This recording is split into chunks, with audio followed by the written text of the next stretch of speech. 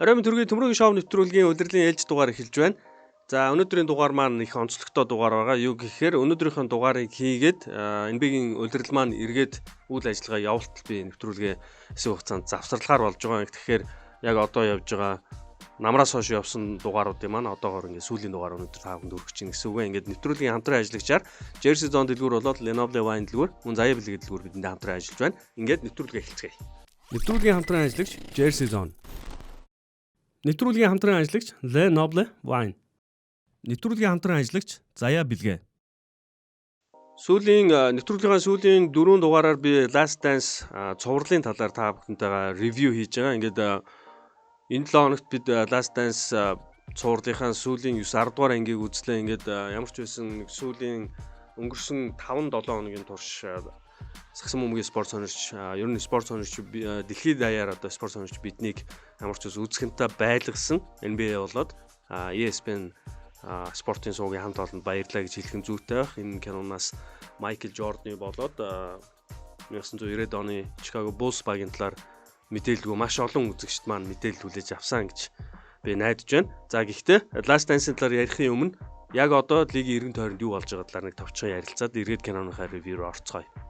За тэгэхээр лигийн эргэн тойронд болж байгаа мэдээллүүдээс гэх юм бол лигийн нийт 30 багийн одоогоор нэг 18 баг нь яг өнөөдрийн байдлаар өөрсдийн бэлтгэлийн төвөө нэнэ гэдгээ бол мэдгчээд байна. За зарим багуудын бол нэгдэд эхэлсэн. За үзэгч та бүхний хамгийн сайн мэдэх Los Angeles Lakers болоод Los Angeles Clippers багууд бол бэлтгэлийн төвийг нээчихсэн. Ингээд тоглогчид 4 стейж тоглогчид цуглаж болохгүй ингээд сайн дураараа ямар ч байсан бэлтгэлд хамрагдаад эхэлж байгаа гэдэг. Энэ бол сагсан бөмбөгийн спорт сонирчдын дундаа NBA гэдгсэн ядуу хүлээж байгаа үзэгч та бидний хувьд бол маш сайн мэдээ. За тэгээ араас нь Атланта, Milwaukee, Chicago гэд багуудын нэрс Oklahoma City те ингээд энэ эдгээр хотуудад мужуудад хөл хорионы дэглэн бас одоо 100% байсан бол арай сулруулад нэг 50-60% болгоо зарим нэг бизнесийн үйл ажиллагаануудыг нээж байгаа. Энэ бүхэн мэргэжлийн спортын тухай итгэнэ гэсэн ийм одоо гоё дүр зургийг бидэнд харуулж байна л да. Тэгээд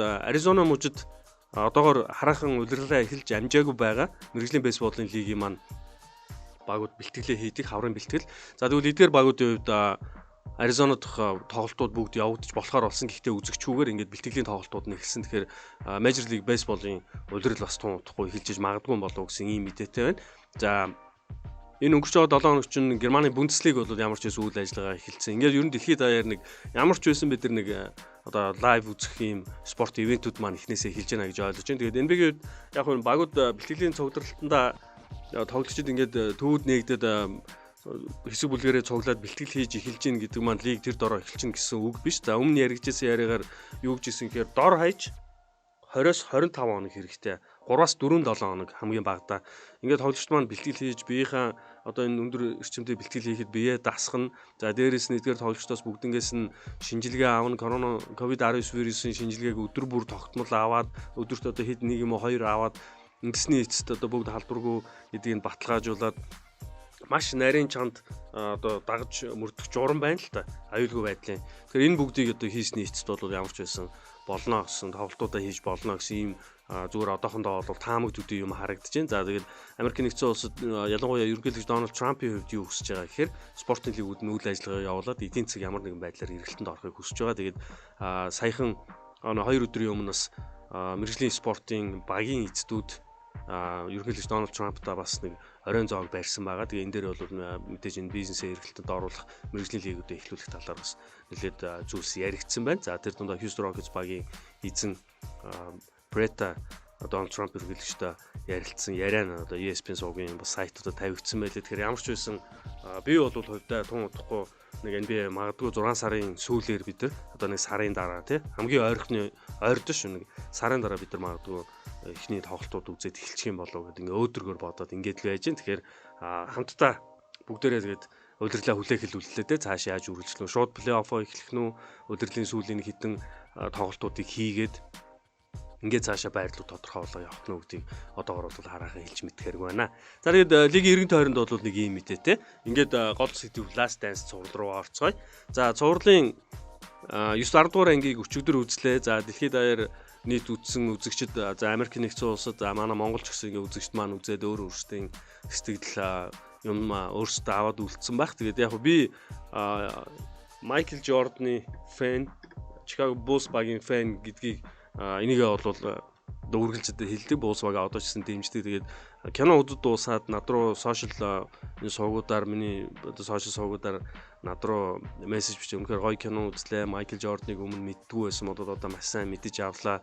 Энэ киноноос ийм ойлголоо инглээ гэсэн залуу үзэгчд маань маш их байна. Тэгээд ямар ч үсэн энэ киноноос авах нь ч би хаях юм ч би тэгээд Майкл Жорданы тоглолтыг огт үзэж байгаагүй. Тэр 90-ад оны Булсын тухайд яаж авруулж исэн түүхийг одоо зөвхөн домог ярианаас юм уу те эсвэл нэг YouTube-ийн бичлэг ийм юмнаас үзчихсэн олон мянган үзэгчид энэ цувралыг үзээд арай нэг өөр ойлголттой болсон байх. За зүгээр энэ дэр би нэг LeBron Jordan, Kobe гэсэн харьцуулт бол ярмаарг байна.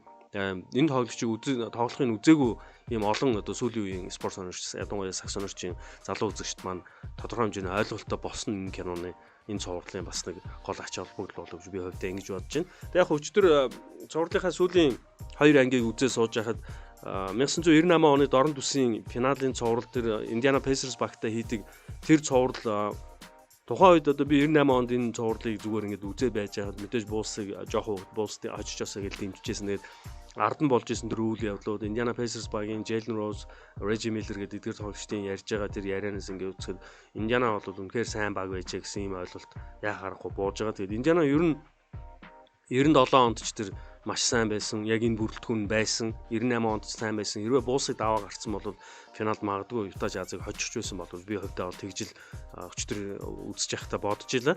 Тэгээ 97 онд юу болсон гэхээр 97 оны удирдлагын хамгийн сүүлийн тоглолт. За Bulls 69 хожигдсон.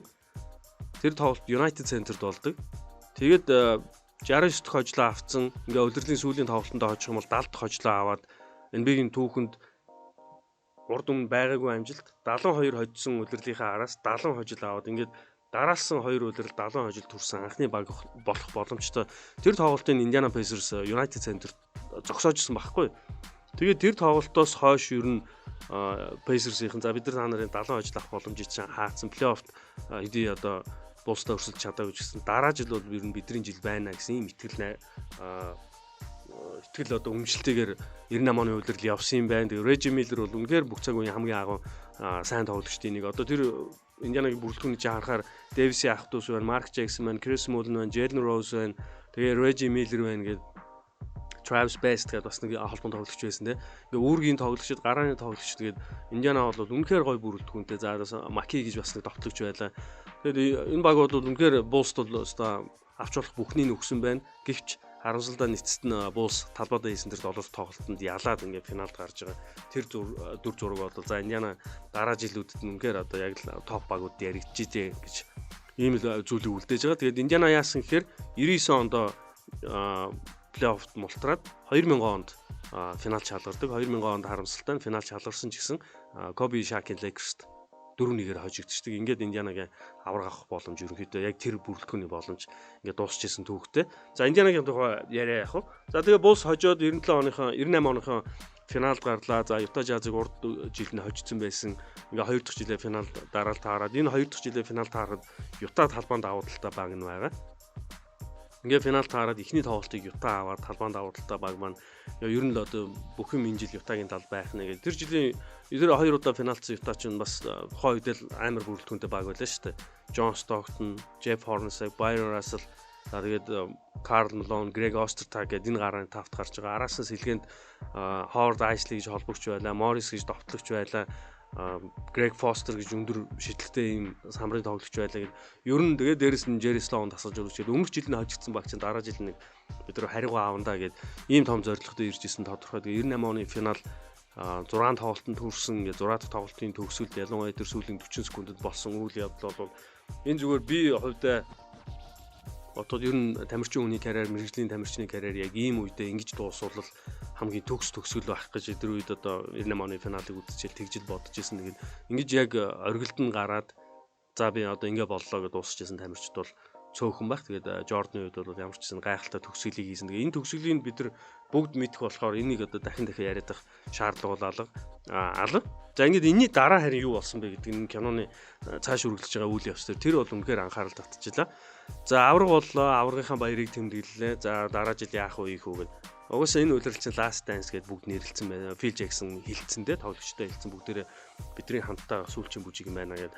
Авраг болоод аврагын баяраа тэмдэглээ тэр Chicago хотын төвд Grand Park-д баяраа тэмдэглээ фэнүүдтэйгээ уулзаад мэнчилж байгаа. Scottie Pippen бол нэгэнтээ алидийн шийтсэн ийм тоглогч харагдаж байгаа л да. Ингээд 11 жил би энэ тоглолоо та бүхний өмнө тоглох сайхан байлаа.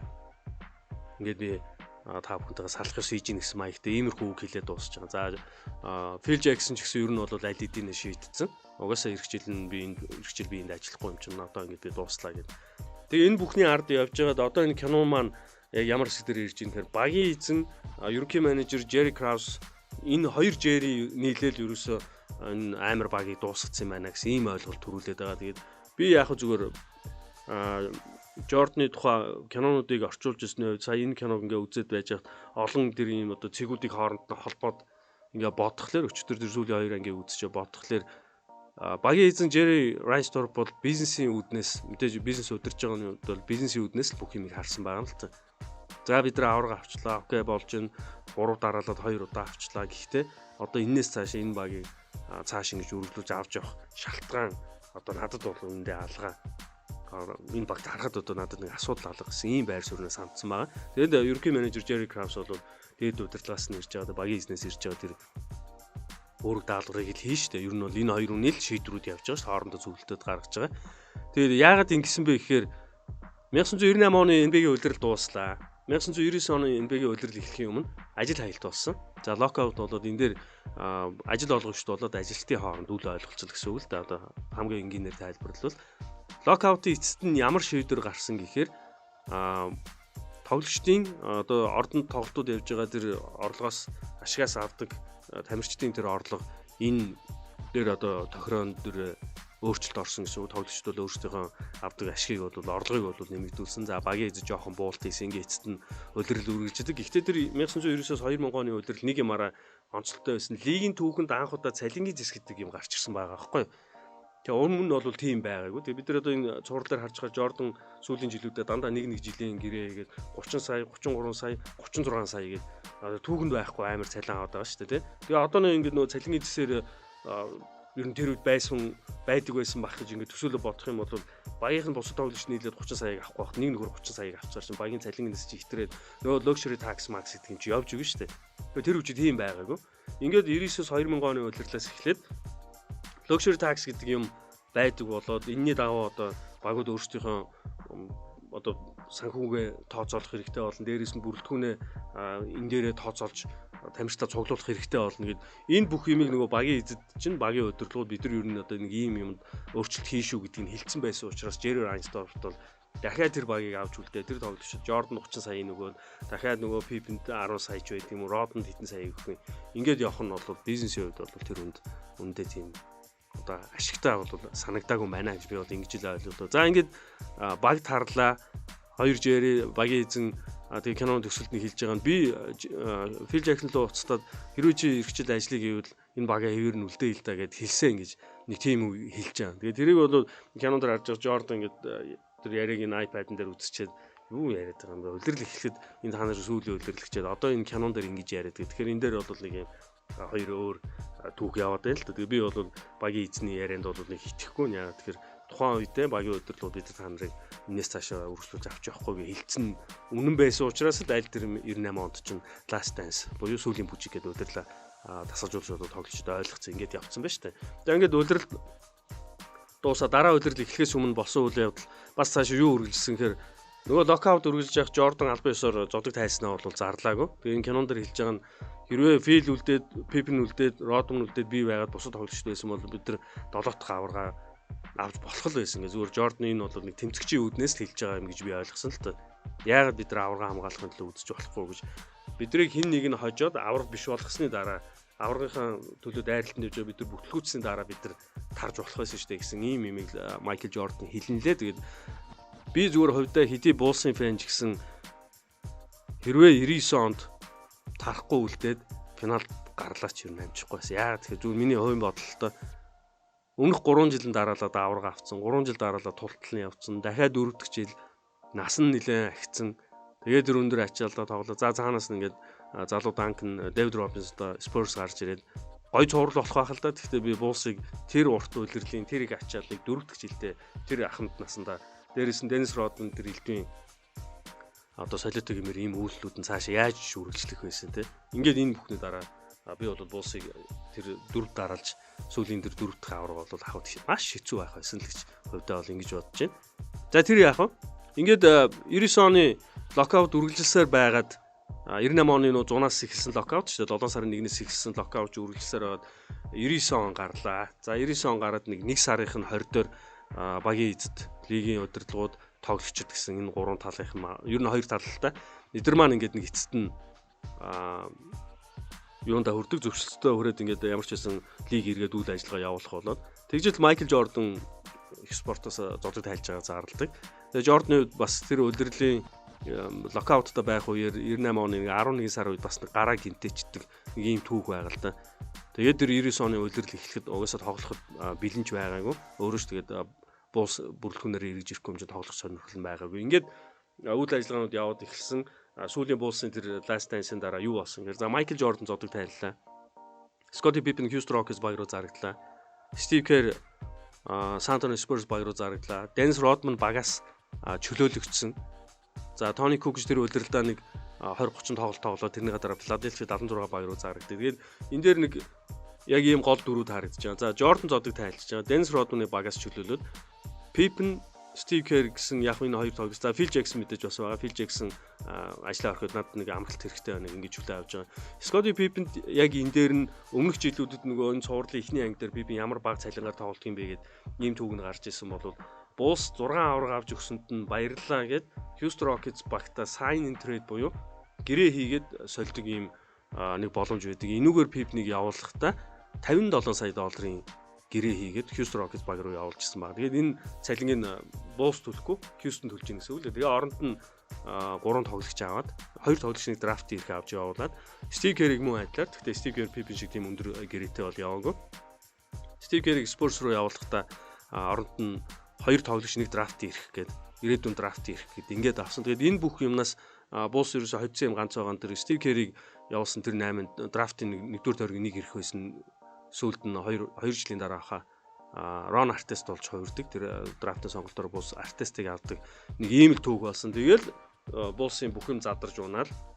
Энэ дундаас нэг хамгийн хожсон хүн их юм бол мэдээж түрүү нэр дурдсан Pippen урд өмнө карьертаа авч яснаас хэд дахин илүү гэрээг ганц удаагийн одоо гар өсөх зурсан гэрээгээр хийгээд Pippen-ийг тэгээд нэг харамсалтай юм Houston очиж ганцхан жил тоглоод плей-оффоос мултраад Houston манерыг Portland руу зарчдаг солилцоонд оруулаад за харин Steve Kerr-ийн хувьд San Antonio Spurs багт очиж тэр жилээ 99 онд Tim Duncan, David Robinson хоёртой авраг аваад ингээд 4 дараалсан авраг аваад эннийхээ дараа 2003 оны аврагыг мөн Dallas Mavericks багтаа аваад тэгээд эцэст нь тоглогчийн хувьд зодог тайлд. Ингээд тоглогчийн хувьд зодог тайлхтаа Steve Kerr 5 аврагтаа зодог тайлж байгаа. За харин Pippen-ийн хувьд Portland-д очоод Los Angeles Lakers багийн 3 дараалал төрүүлсэн тэр жилүүдэд Lakers-тай хамгийн сайн өрсөлдөөнийг үзүүлсэн баг нь байсан боловч харамсалтай Lakers-ийг давж гарч чадахгүй байсаар байгаа.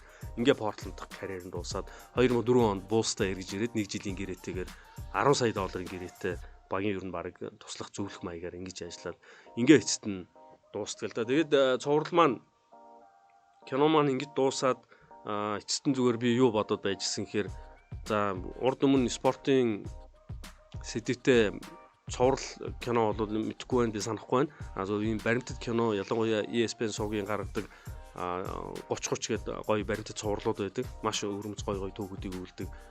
Эдгээр бүтээлүүд бол дандаа л одоо энэ дэлгэцийн телевизийн бүтээлүүдийн шилдэг шалгаруулдаг наадмуудаас дандаа одоо шилдэг спортын баримтат кинодын шагналыг авч байгаа. Би бол Last Dance-ыг шагнал ер нь нэлээд хамах байх гэж бодож байна.